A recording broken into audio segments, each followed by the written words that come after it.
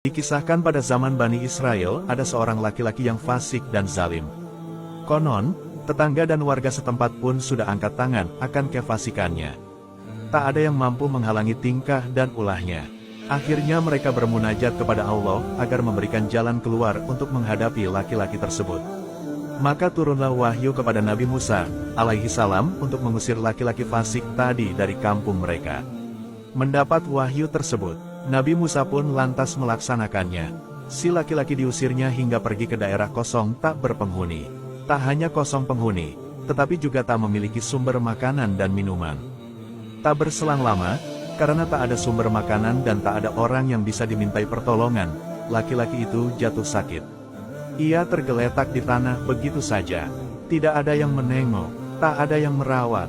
Dalam kondisi terbaring, ia berucap, "Ya Tuhanku, seandainya ibuku ada di dekat kepalaku, pasti ia akan menyayangiku dan menangisiku.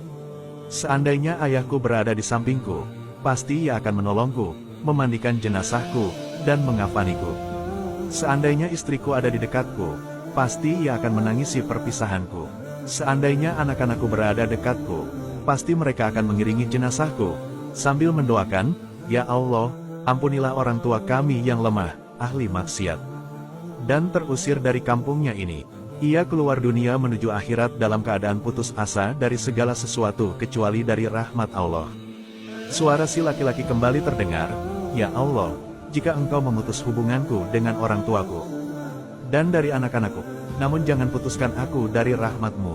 Kau bakar hatiku karena perpisahan dengan mereka, namun jangan Kau bakar aku dengan api neraka-Mu akibat kemaksiatanku." Allah pun berkehendak mengabulkan permohonannya dan mengampuni dosa-dosanya. Pada saat itu pula, Dia utus para bidadari yang menyerupai ibu dan istrinya. Dia utus pula malaikat yang menyerupai ayah dan anak-anaknya. Mereka duduk di sampingnya sambil menangis. Melihat semua orang yang tadi dibayangkannya hadir di hadapannya, hati si laki-laki senang tiada taraf. Dia berucap, "Ya Allah, jangan putuskan aku dari rahmat-Mu. Sesungguhnya Engkau berkuasa atas segala sesuatu." Doanya diperkenan Allah. Dia mencurahkan rahmat-Nya. Dia ampuni segala dosanya. Di saat yang sama, Allah kembali menurunkan wahyu kepada Nabi Musa untuk pergi ke tempat si laki-laki berada. Disampaikan kepadanya, ada seseorang yang meninggal terasing. Ia adalah salah seorang waliku. Maka mandikanlah dan kafanilah, urus jenazahnya sebagaimana mestinya. Begitu sampai di tempat yang dituju, sang Nabi terkejut luar biasa. Sebab, ternyata laki-laki yang meninggal itu tak lain laki-laki yang pernah diusirnya. Lebih heran lagi, beliau mendapati bidadari yang tengah menangisinya.